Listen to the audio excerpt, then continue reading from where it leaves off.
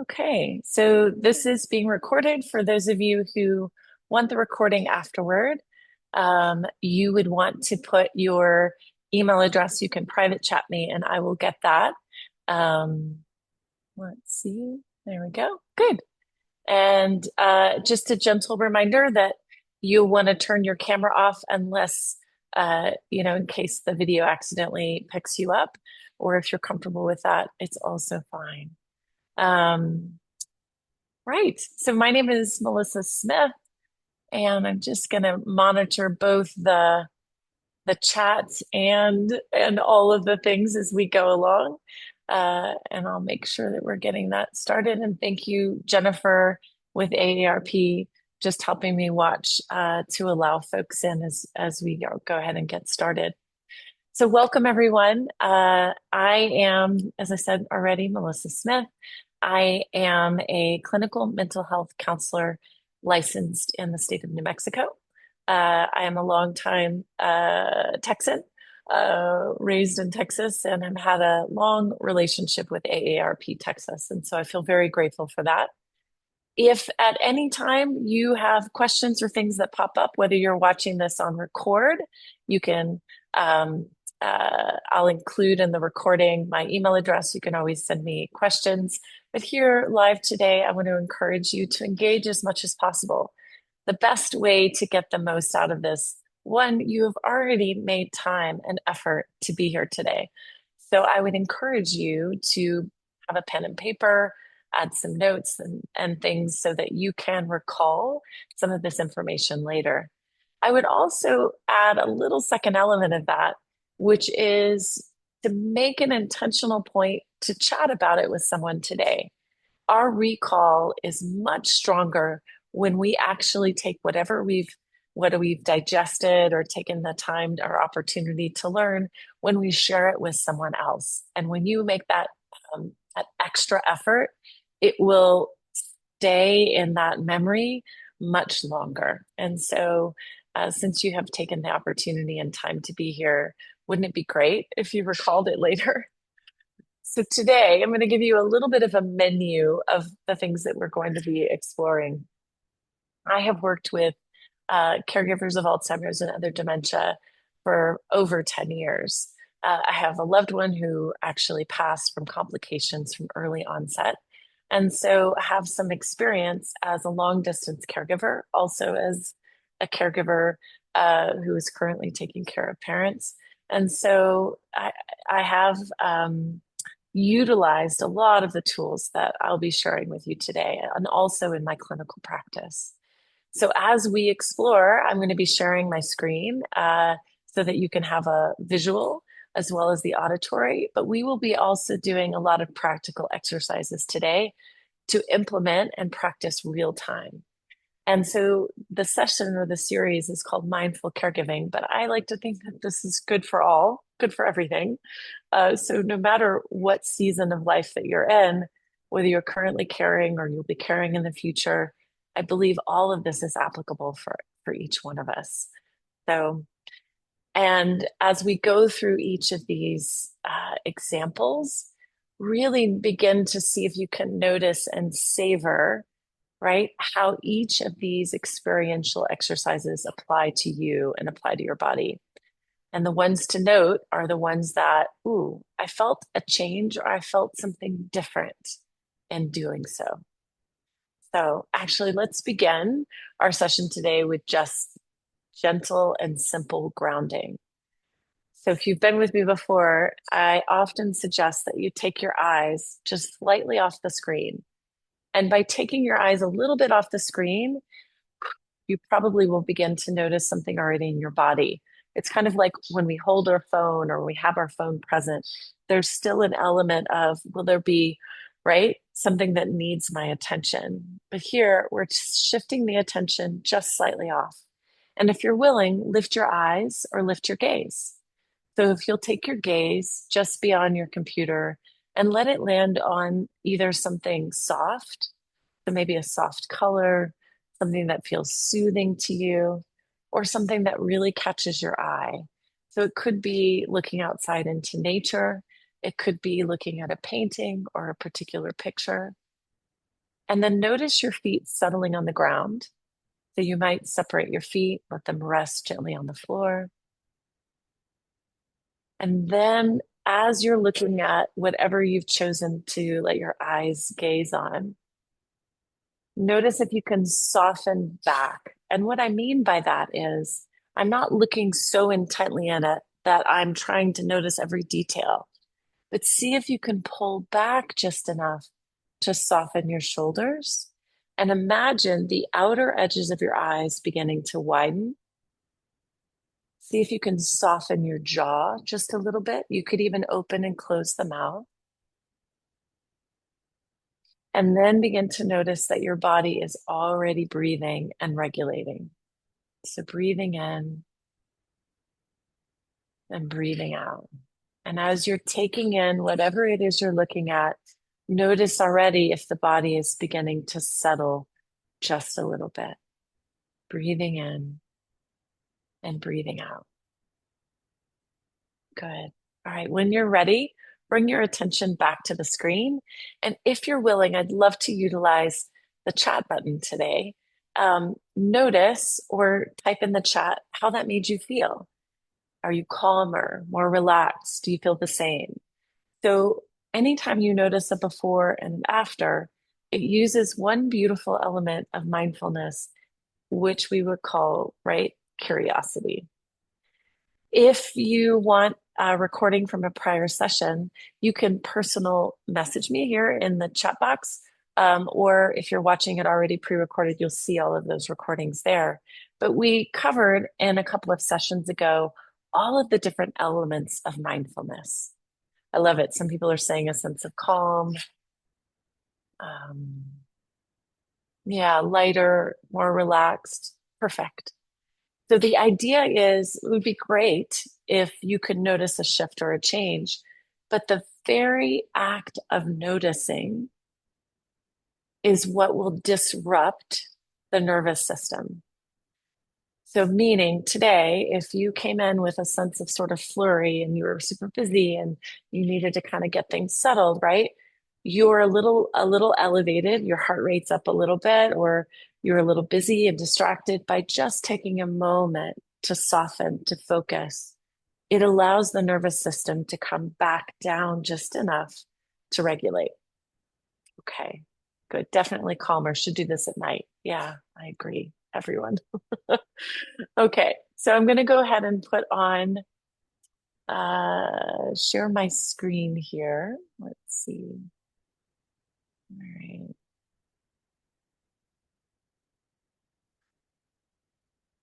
All right, perfect. And one more click and we should be good. Sometimes it takes me an extra minute. And I so appreciate everyone being so flexible as I navigate all the things, right? Let's see.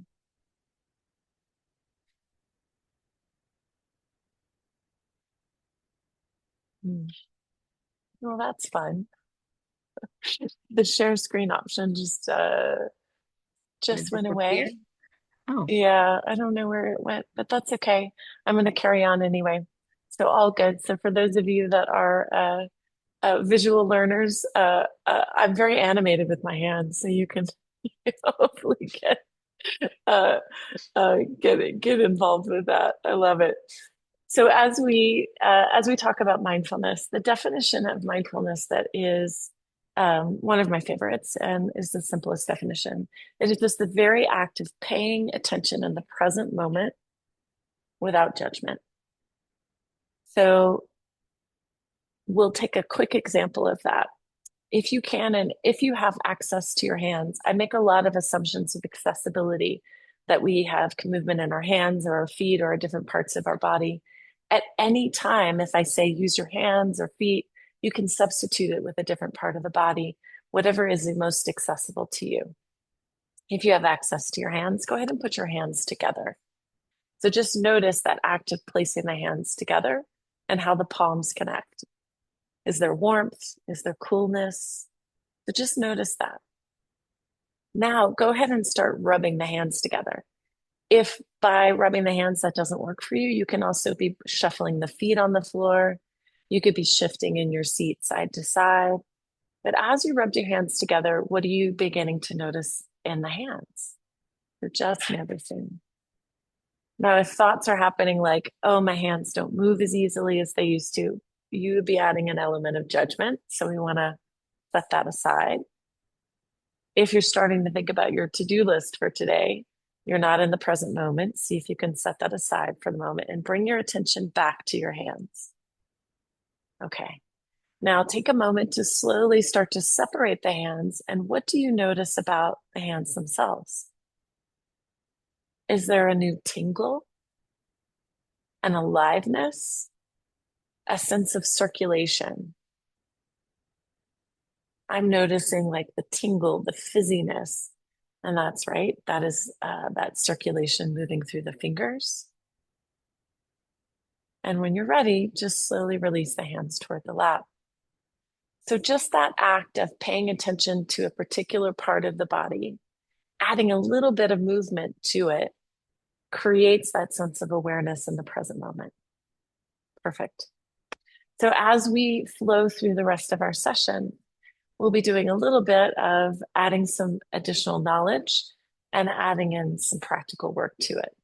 So continue adding some notes in the chat box. I'd love to know how that felt for you and rubbing your hands together.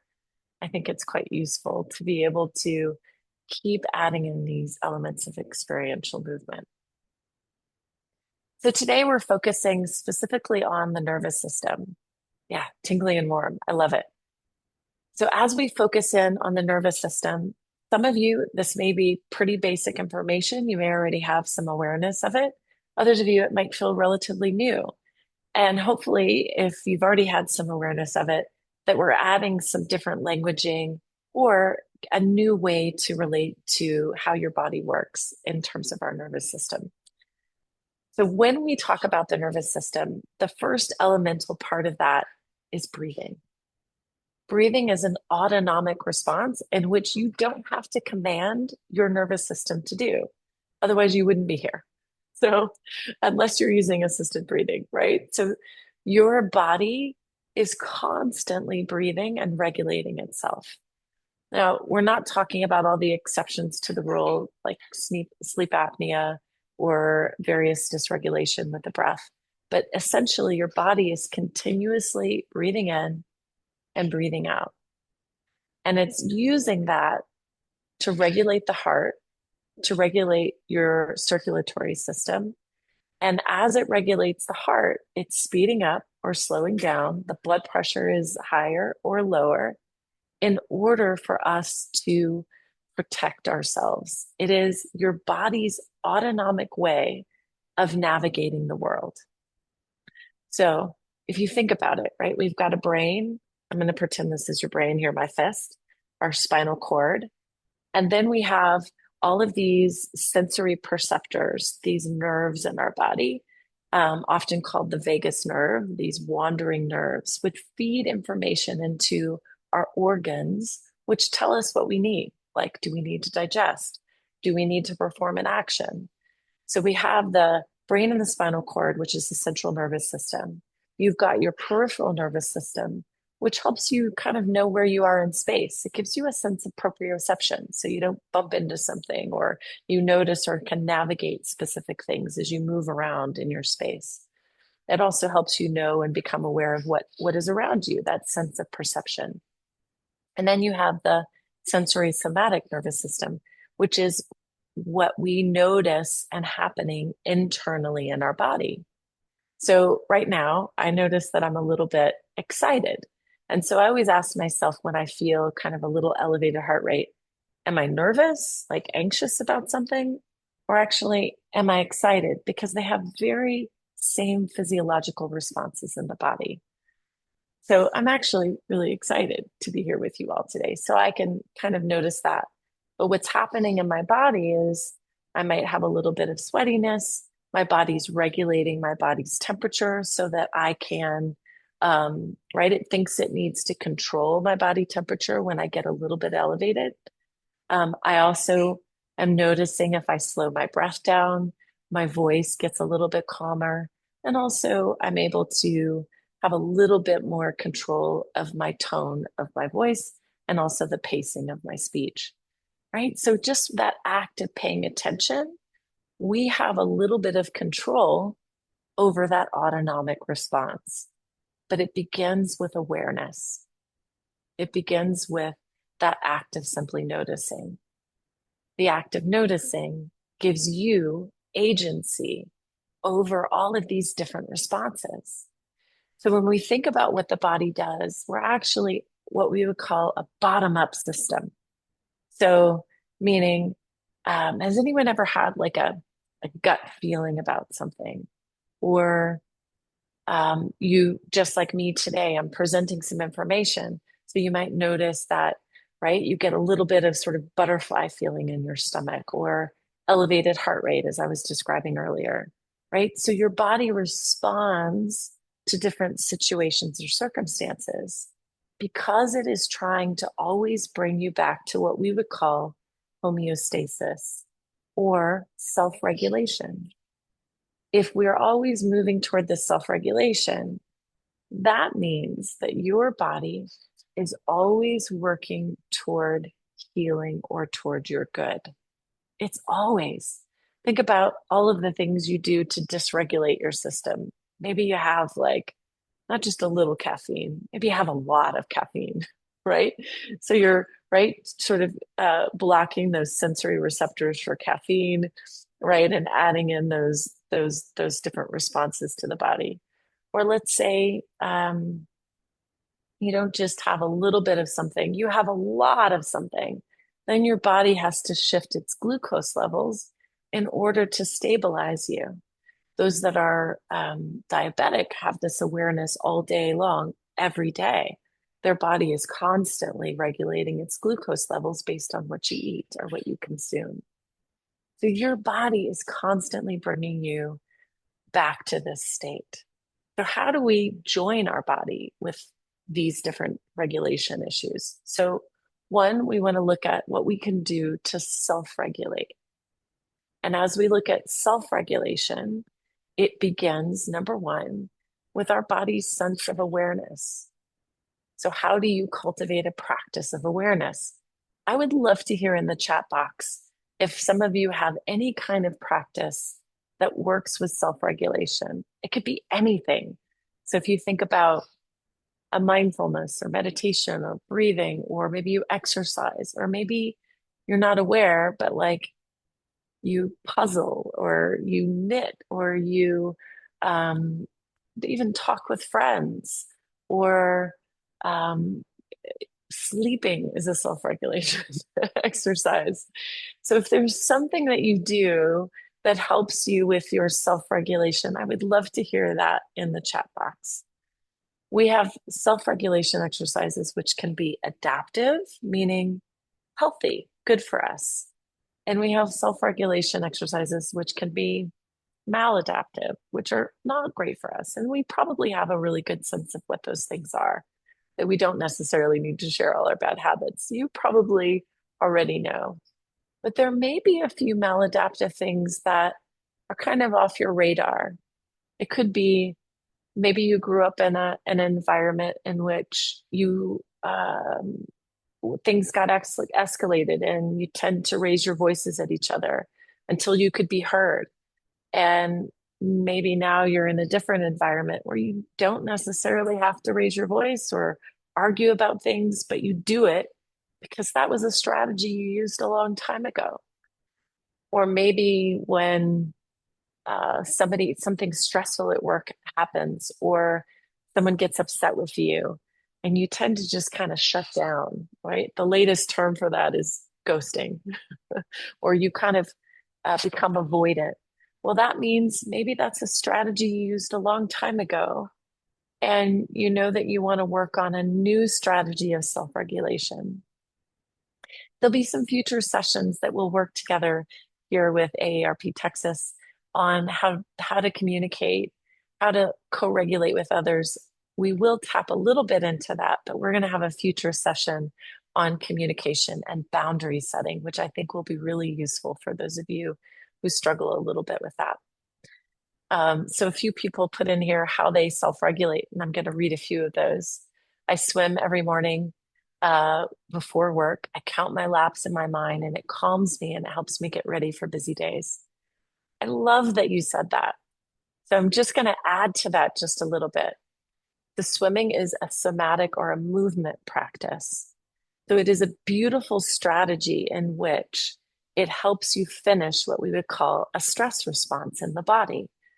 So if we are feeling right elevated or dysregulated or even downregulated, like we want to avoid or shut things down, adding a little bit of movement helps get the body and the nervous system up over that hump so that it can begin, right, self-regulating or autonomically regulating for us.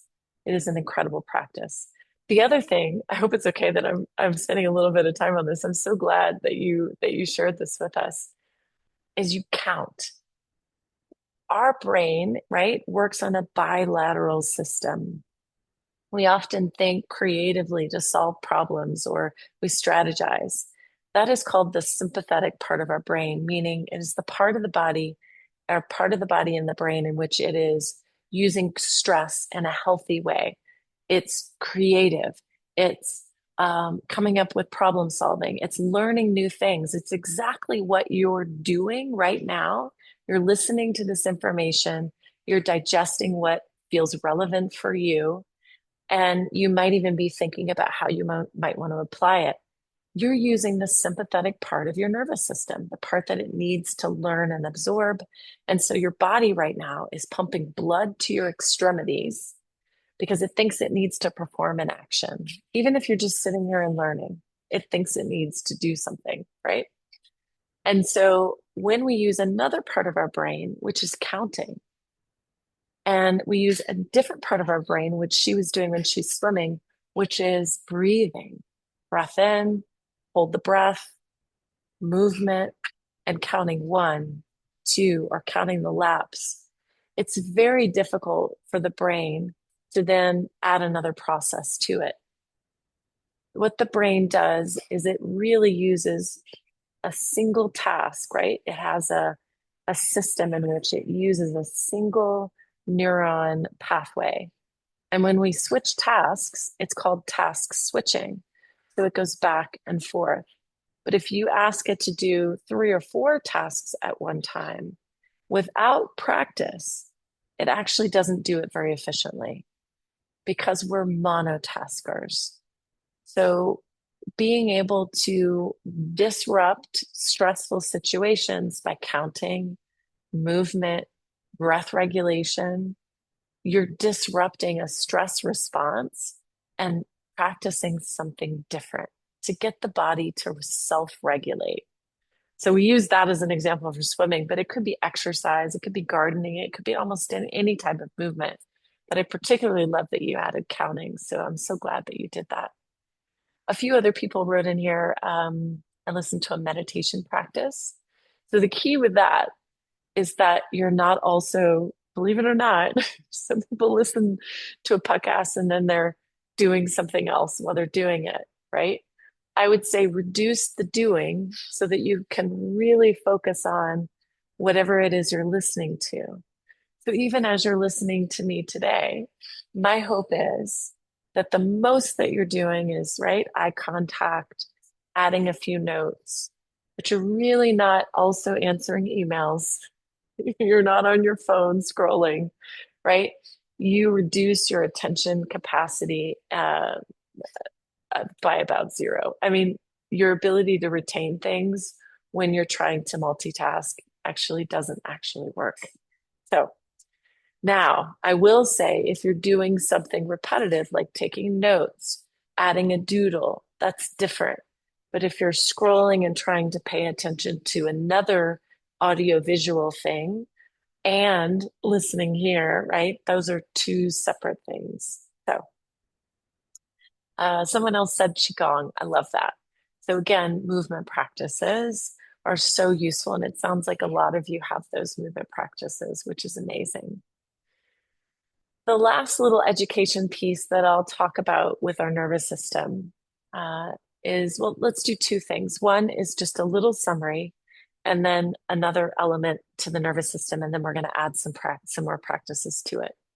So a quick review of the nervous system is we are, right, a living being with a central nervous system, a sympathetic nervous system, and another part of our nervous system, which is the parasympathetic. Those are all autonomic, meaning I don't have to command my body to breathe. I can, though, I can change my breath regulation, but my body is not dependent upon me telling it to breathe, right? We're talking about normal autonomic responses. What we also have, right, is that capacity to change and shift the breath. And in that autonomic response, we have um, sympathetic, which is what we just talked about, which is creativity, problem solving. We also have things that surprise us, that create alarm bells and protection in the body, such as, let's say you're driving and someone pulls in front of you and you've got to autonomically respond by putting on the brakes, right? So that's your body's self-protection. You have your parasympathetic system, which is the body's ability to recover. So it's that rest state, it's digestion, it's breathing, it's could be meditation. It's where we bring that body down to a state of non-doing.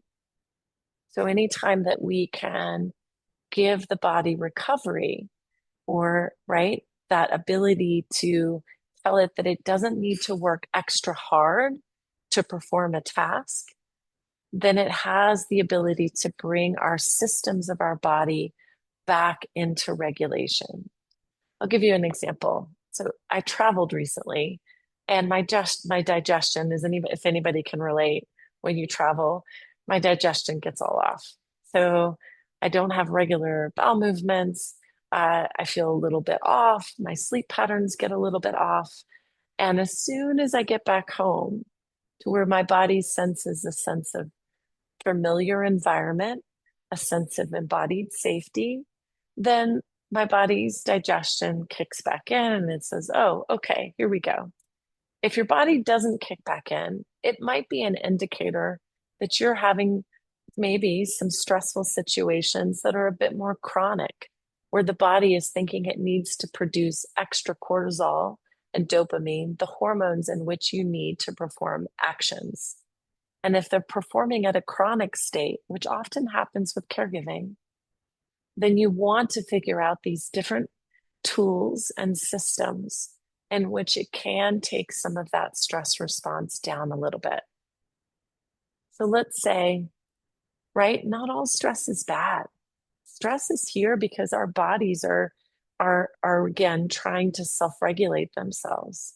It's when we're in a chronic state of hyper awareness or hyper stressful situations in which our body thinks that it needs to be acting all the time and it can't come down enough to regulate digestion in a healthy way. So something to think about. So let's pause just for a moment.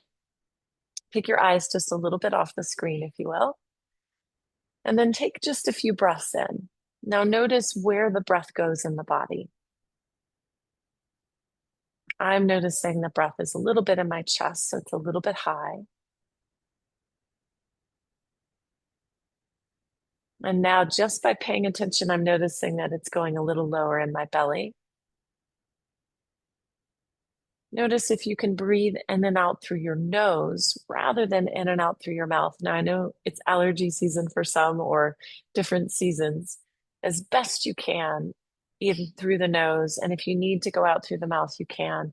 But our nose acts as a natural filter for the breath, which will slow the heart rate down. So breathing in and breathing out, eyes slightly off of the screen if you can. Good. Beautiful. And now on this next exhale, let's all exhale together. Good. I just felt my shoulders drop. Did you feel that? Let's breathe in through the nose and add counting. So we're going to breathe in for 3, 2, and 1. and breathe out for 3, 2, and 1. Let's do that again. Breathe in for 3, 2, and 1, and breathe out for 3, 2, and 1. Good. One more time. Breathe in 3, 2. Can you feel your feet? Breathe out for 3, 2. Soften your jaw. Good. Back to normal breathing. Breathe in and breathe out. Good. And then go ahead and bring your eyes back to the screen. So there's many different breathing techniques. Today I wanted to focus on a couple that I find really easy to remember. One is STOP.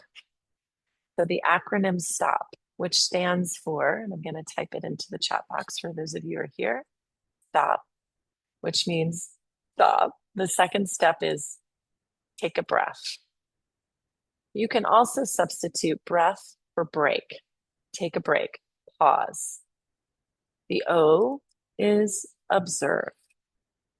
So I'm just going to notice when I was asking you questions, did you notice your jaw relax? Did you notice your shoulders drop? Where did my breath go in my body? Was it all up here in my chest? If it is, I'm not getting a big diaphragmatic breath. So I want to see if I can grow the breath a little bit. So if you can just simply add in that element of observing the breath, it will help you change your autonomic nervous system. It's going to give you that disruption to a stress response. The last one is proceed. And I like to say proceed with care, not caution, but proceed with care. And the care can be also synonymous with self-compassion. So how can I, okay, it's okay. So sometimes, and I'm going to say this because I hear it a lot, self-compassion is easier, right? Compassion is easier to give away than it is to receive. Can anyone relate to that? Feel free to type in the chat box. Yeah. So much easier to see someone else having a need, especially as a caregiver, and then we rush to meet that need. But if we can offer and turn a spotlight to self, then actually our compassion for others, that bucket that we have, grows exponentially. I know you've all heard the phrase, right? Water yourself first before you water others, or fill your own cup before you fill others' cup, or how do I have capacity for anyone else unless I take care of my own needs? One of my favorite statements is, how can I be more reliable to myself than I am to others? Because if I can be reliable to myself, then I know that I can be reliable to others. But if I am neglecting myself, how can I possibly do that? Right? At least do it well. I could do it, but it becomes self-sacrificial. I can get resentful, and I can also get a response of agitation, frustration, anxiousness. It has a whole bunch of emotional symptoms, and which don't feel pleasant for me or the other person. So the key thing to remember is, can I be as reliable to myself as I am to other people? And it is a beautiful reminder that I need to feed myself, water myself, give myself extra sleep, extra tenderness. Okay. Another quick, easy way to remember and to slip in more self-compassion that feels to me more digestible than pretending things are okay. Like, I'm not a big, let's just manufacture gratitude. I think it's really hard at times, right? If you have that skill, we'd love to hear about it. It's hard to manufacture gratitude when we don't feel it. So the simple question I like to ask myself is, am I okay in this moment? In this moment, am I okay? And I'll often do this. I'll look around and I'll look over my shoulder, right? I'm going to look left. I'm going to feel and notice my body or my feet or my hands. And this very second, yeah, I'm okay. So that takes out that judgment piece, right? We can have all kinds of lists of complaints about ourselves. I'm not good enough. I didn't do this right. I let this person down. I don't like the way this is. I am right. I don't even think you need me to give you a list. I'm sure you can come up with your own list. It's so easy. We are born to judge things, right? So mindfulness tells us that we are looking always for things that are pleasant, unpleasant, or neutral. Pleasant, unpleasant, or neutral. So, what I'm suggesting is we don't always have to shoot for the most extreme. Like, how do I find gratitude out of this? Or what the worst to me is when people tell someone, well, it happened for a reason, you'll learn a lesson here. I'm sorry, but that is the least compassionate thing that that could be said in that moment. We want to say, ooh, that's hard. Or, gosh, how are you handling this? Like, how do we get curious about it? Because by saying there must be a reason, we're diminishing that person's experience. So when I'm looking for something pleasant, I'm not trying to find a silver lining. I just simply want to say, am I okay right now? When in the past have I gotten through something really hard? Then that's going to give me hope. It's going to give me a sense of resiliency. It's going to put me in the present moment. When I'm looking at things that are unpleasant, right? That's so easy to do. Like, it's too warm in here. Like right now, it's really too warm. And so I could dwell on that, or I could stick with slowing my breath down to calm and regulate the temperature in my body. Thank you very much, perimenopause and menopause. Um, I could also be thinking, oh, I'm not in the ideal circumstances. It's noisy. I've had to put on headphones. So, right?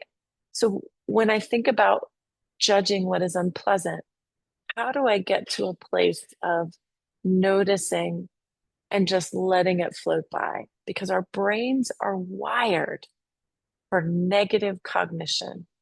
Your brain is constantly looking for how it can regulate itself, all of the different problems, everything that could go wrong. It's looking for that. And your body is constantly attempting to regulate, self protect, self preserve. It's constantly looking for ways to create ease out of tension. Yeah. So for some of you, that may be a reframe. The other way that I think about this is I am not stress, but my body experiences stressful situations. I am not anxiety. I am not depression. I am not fill in the blank. My body experiences these symptoms. And if you can think of it that way, it means that the symptoms, the physical and physiological things that you experience, like my body's temperature to regulate myself, or the emotional states that your body experiences, will shift and change. It doesn't shift and change when we ruminate on it. So when I say there's a study that says most emotions only last a few seconds to 90 seconds, that means our emotional state is up and down. They last longer when we attach to it and we ruminate on it. So think about that for just a moment. So if you tend to be, let's use anger and frustration. I know in caregiving, it can be so frustrating. I work with so many caregivers of Alzheimer's when their person doesn't have the cognition for something and they have to use all of these different tools and techniques, distraction, um, uh, lies in the affirmative, going outside, right? These are all nervous system disruptors to work with someone who has, right, different skills, that skill sets you need for someone with dementia or even any other caregiving. It can be so easy to get frustrated because that person isn't growing, changing, learning, and you're constantly having to adapt to someone who has diminishing cognitive capacity. And that can be incredibly frustrating. So frustrating that your nervous system response will get angry. It'll cry. You'll be sad. You'll experience all different types of grieving emotions. But when that anger stays consistent or constant, it's because we're continuously ruminating on it. We're not getting pauses or breaks in our system when we need it. There's also an acronym which many of you may have heard, which is called HALT. Am I hungry? Am I angry? I've lost the L. Does anyone remember HALT? Um, uh, am I tired? Oh, what is the L? Oh, I've lost the L, everyone. Everyone help me remember HA.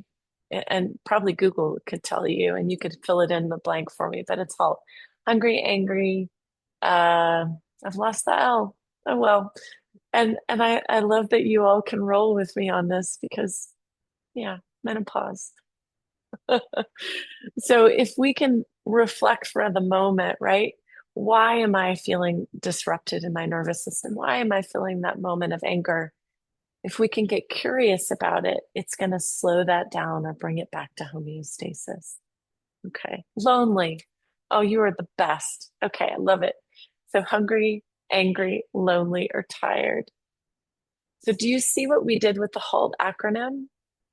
We used an element of mindfulness, which is the element of curiosity. I would venture to say, and I might have said this in many other sessions, that, and I'm going to work myself out of a job here because here's the secret. The secret to emotional dysregulation is curiosity. If I can get curious about my anxiety, then those symptoms are automatically going to go down.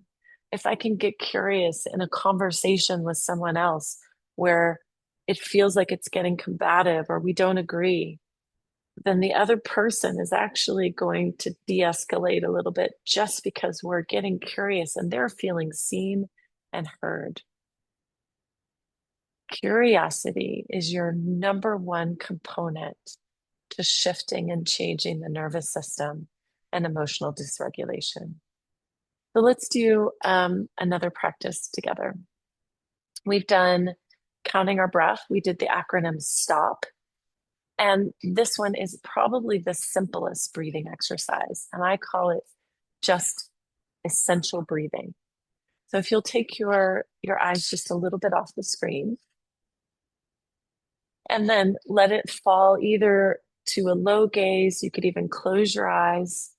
Closing the eyes, take out one of our sensory components.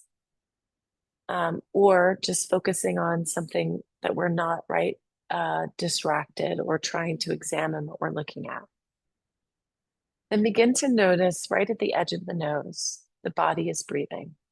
I'm not changing my breath. I'm not trying to organize my breath. I'm not trying to stress the breath. I've just noticed that I'm already breathing.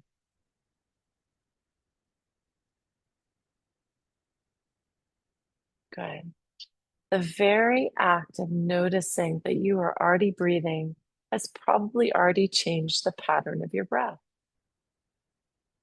Now, I would like you to pair the breath with a peaceful image in your mind, not one that you can see, unless, of course, you don't have the capacity to see images in your mind. Then feel free to look at something that helps you feel calm. I like to imagine water flowing. And as I imagine water flowing, I can imagine it flowing, dropping down, and circulating back.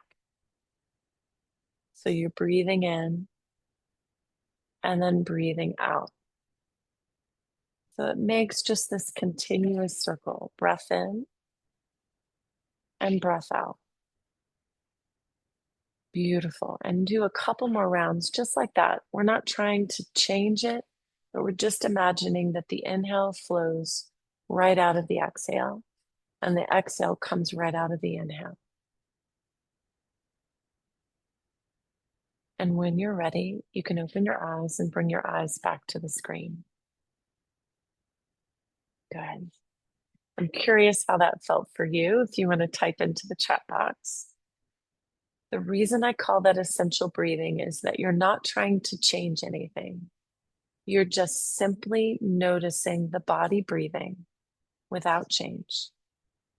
And that the body is constantly breathing in and breathing out without you having to do anything at all. That simple act of awareness creates change. Yeah, someone put in the chat box, feels more natural rather than forcing a change. Exactly. And that's what we want to do. There's no need to create, right? I always think we don't want to go into pain to get out of pain. Like, I'm not going to keep pushing the pain button and think that that's going to decrease pain. I actually want to think about softening, just noticing. And just the very act of noticing or becoming aware of something will embody or create change, will create a disruption. Okay, perfect. When we think about uh, self-regulation, the other element of our nervous system is co-regulation. And that is my body's capacity to regulate with another person. I'm going to teach you a big secret. Okay, if you're ready for this. When I am talking to another person, there's a few things that I do in order to begin co-regulating. And I would love to hear, maybe you can type in the chat box if you already do some of these techniques, some things that you do. If you're a caregiver, you might already have an idea of what to do. The very first thing I do is before I enter in connection with someone else is I check in. So let's say I'm going to use an example of a nurse or a caregiver that actually works in a caregiving setting, or if you caregive for someone at home, or you can think of it as if you've got children, whether you have grandchildren or a niece or nephew, or if you're looking after children. Before I enter the room that they're in, I'm going to stop. I'm going to use that acronym STOP. Or I'm going to take just an easy breath in or out. I will often touch the door frame. I'm going to pay attention to the threshold. In other words, how I enter a room or how I become in another space with another person. I want to be aware of myself and my body in space. So I use that simple technique. I'll take a breath. I'll pause. I'll touch the door frame, but I want to be in my own body rather than feeling like whatever this person's emotion is, I'm waving my hand, right? Have you ever walked into a room and that person is like really dysregulated? They are either argumentative or they're super talkative or they're really quiet or they're hyper focused, right? And you automatically want to adopt their energy. What I'm suggesting is you notice what's going on in your own body and that you are a separate person from them. You are not that person. So your energy can be encapsulated in your own body, and you have capacity. You have the nervous system capabilities to stay regulated. It takes a lot of practice, but you can do it. So one of the techniques I do is just to simply notice. When I walk into a room, when I walk into a threshold, I just simply pay attention. Oh, I'm my own person. And then I don't have to adopt or take on their energy. I can notice it myself. So that would be step one, just gentle awareness when I come into a space with another person. Step two is I don't actually jump off right off the bat, asking them how they are. Because what do you say when someone asks you how you are? I'm good, fine, thanks. How are you? Right? They're pretty standard responses. I generally say something a little bit softer, like either, I'm so glad to see you, or good to see you, or just a general greeting, right? Hi. I just acknowledge the other person. And then if we're meant to engage or have a conversation, I will ask a specific question that is not a yes or no. So I might say, I might ask something specific about that person's history. What are you feeling today? Are you right? Like if I'm caregiving, or how was your, tell me about your experience this weekend. Were you excited to spend time with your family? How did that go? Right? So I'm not going to ask a yes or no question, unless, of course, right, we're just greeting and we're moving past each other. So the first step is check in with myself, take a breath, touch a doorway, remember to be aware of my body. The second step is I'm not asking a yes or no question, but I'm asking a question in which requires a deeper engagement so that I can begin co-regulating. The third step is just to remember to stay in my body. So I'm going to give you this really simple tool. Wherever your feet are, if you could separate your feet and place them on the ground or place them on the floor, begin wiggling your toes. And you wiggle your toes. Notice if you notice that. Now, for those of you who experience neuropathy and you don't feel your feet, can you notice your seat where you're sitting? If you can't notice that, notice your shoulders. If that's not accessible, notice your hands. But if you have access to your feet, notice your feet. Now, press the feet slightly into the floor. Can you feel your legs tension and tighten? And then relax that. Do that twice more. Notice your feet press into the ground. Notice any tension or tightness, and then relax that. And then I'll ask you to do that one more time. Notice your feet, tension, tighten, and then relax. Wow. Now, what do you notice in your body? My guess is anytime you start to adopt the emotional behavior of the other person, they're angry, so you get angry, or they're upset, so you begin crying, or, right, whatever it is, and you begin to start to feel that particular emotion. I always call these, I'm a deep feeler, so I'm with you if this is you. If it's not you and you tend to be avoidant, this technique also works for you. You want to stay in your body so that you can listen and be curious about the other person. So I'm curious what you noticed about your feet. Let's do the exercise one more time. Separate your feet or your hands. Push down with your feet or your hands. Notice tension in your body and then relax. Do that one more time. Either push the feet on the floor or the hands or your seat. Notice the tension and then relax. One more time, but this time pay attention to your breath. Push down and then relax. Okay, what did you notice?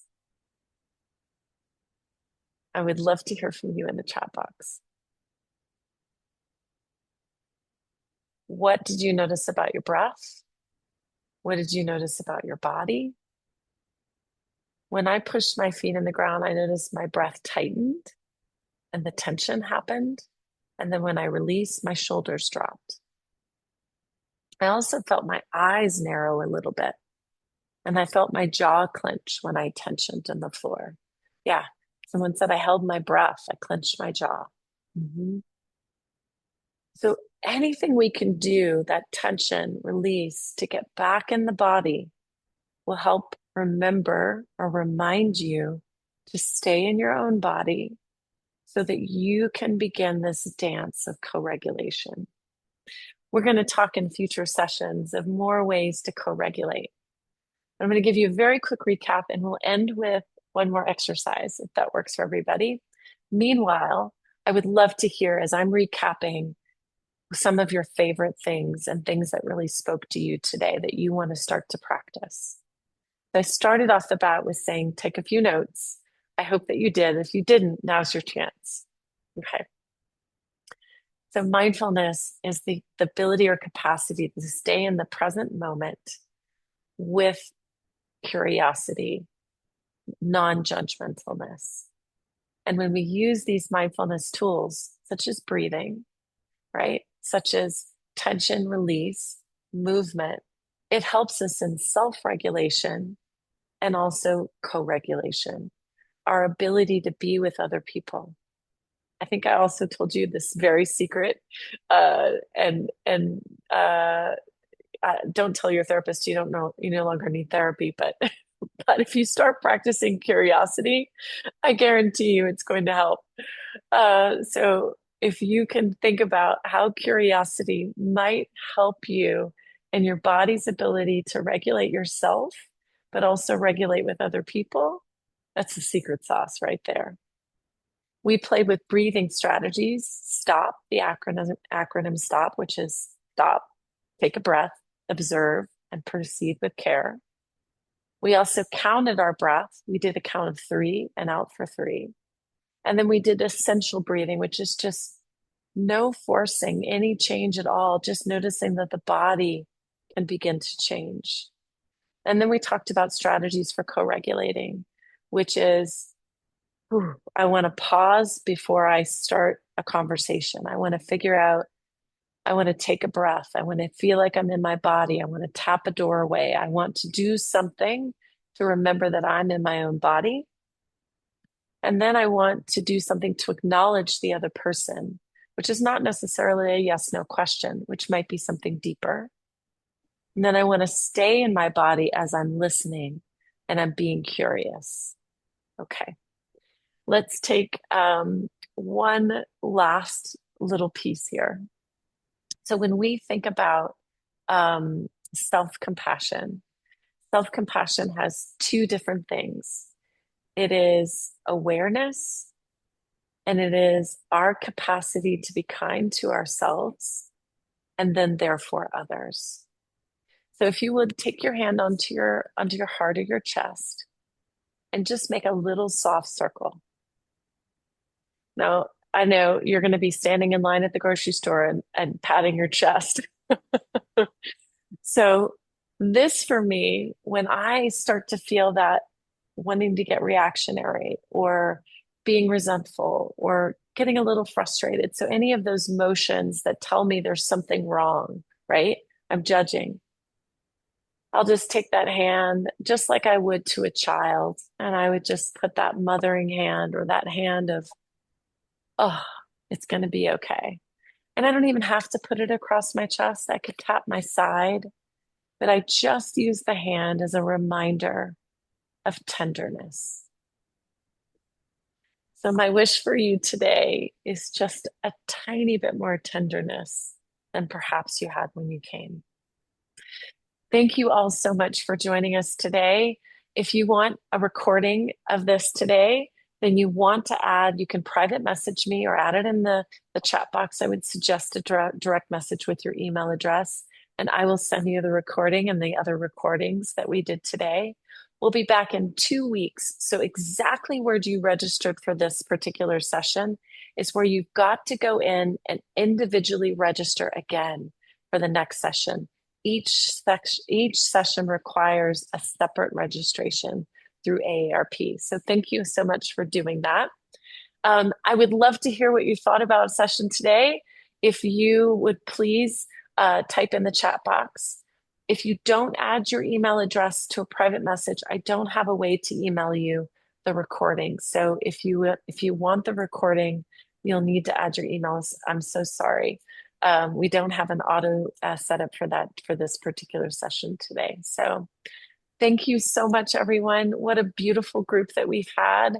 and a lovely large group. I'm just so honored and privileged to be able to do this. It is absolutely a gift to me, and I hope a gift to those that you interact with today. So thank you so much. Thank you,